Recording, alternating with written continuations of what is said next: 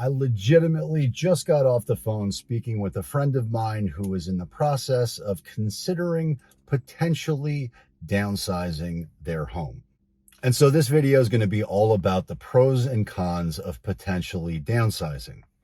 If you're new to the channel, welcome aboard. My name is Chris Igoe, and if you're a returning viewer, I appreciate your participation in our journey. But we're going to get right into it, and by no means is this the all-encompassing, comprehensive list of all the reasons why somebody may want to downsize. It's obviously going to be very personal to their situation, and there are tons of reasons why someone might consider either moving up to a bigger home or, in this instance, downsizing to a smaller home. And for the benefit of this video, I'm not going to include renting in the downsizing conversation. And obviously, there's nothing wrong with renting or anything like that. But for the benefit of this comparison, I'm going to intentionally leave it out because with renting, you lose a lot of the tax advantages, the homestead protection, and other benefits, which I don't want to confuse the issues. So for right now, this video, it's just the pros and cons of potentially downsizing. Now, as many of you know, I am a full-time, full-service real estate professional with an all-star team that services all of South Florida. And we get phone calls all the time from people who are looking to upsize into bigger homes. Maybe they've had another child, they've outgrown their home. Maybe they hit the lottery and they just want to live it up big. Although, full disclosure, that has never happened, but it would be cool if it did. And then separate to that, we meet with a lot of people who are either snowbirds that are going to be here for the season or potentially empty nesters who are downsizing. They don't need to have a big house anymore because their family is a lot smaller. Well, their family's the same size, but they probably don't live together the same way. And so there's no right or wrong. It's just what's right for you. But bear in mind, there are some folks that think bigger is better, and then there are other folks that think that less is more. And they're both right. But I read all your comments and I take them very seriously. And some of you have accused me of taking too long to get to the point. So I'm going to do that right now.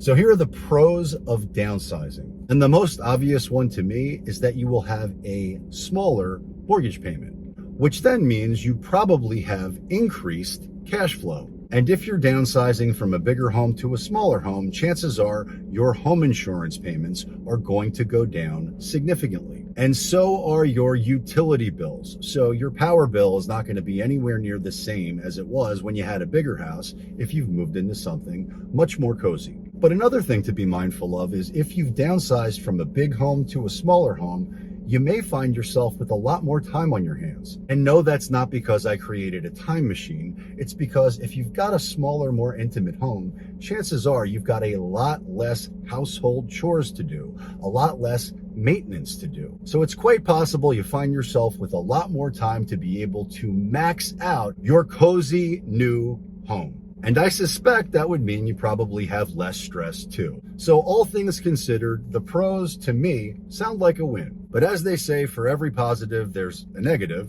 Let's talk about those too. What are the cons of downsizing? Now, as I mentioned, this video was triggered by me having a conversation with someone who's thinking about downsizing. And so I know him, I know his family, I know his lifestyle.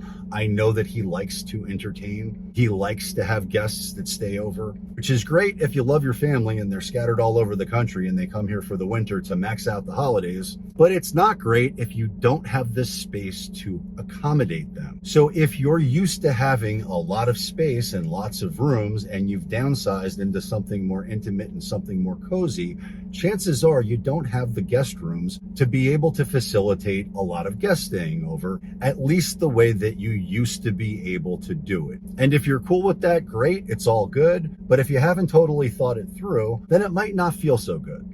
Now, again, there is no right or wrong. They can always sleep on the couch or air mattress or wherever.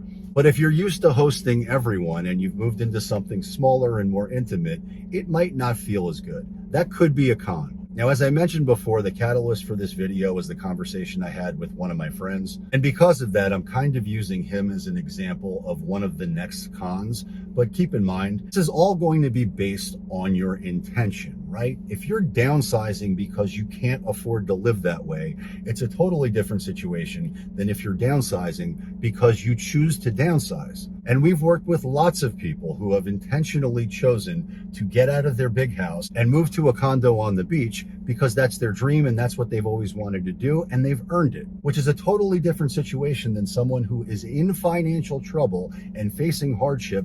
that must downsize. And if that's the case, then some of these cons that I'm coming up with here make no sense. If that's the case, I would say congratulations, you're doing the right thing, and you should take a lot of pride in being responsible and being prudent and getting yourself on the right financial track to be able to get whatever it is that you want moving forward. And if that's the case, I would say there's zero con, there's no disadvantage to downsizing. You're in survival mode, you're doing the right thing, and that should be commended. But putting financial hardship aside, if that's not the case, if you're intentionally downsizing because you want to, there's still the psychological trap of knowing that you're going from a big house to a smaller house. And even though you're intentionally downsizing, it's possible that you could take an ego hit. And a lot of this is variable. It depends on how much you're downsizing. But I could imagine a scenario where if you're used to a big house with a lot of land and you've moved into something much smaller with no land, which would be a completely different lifestyle than you're used to, it's possible that your ego gets bruised a little bit.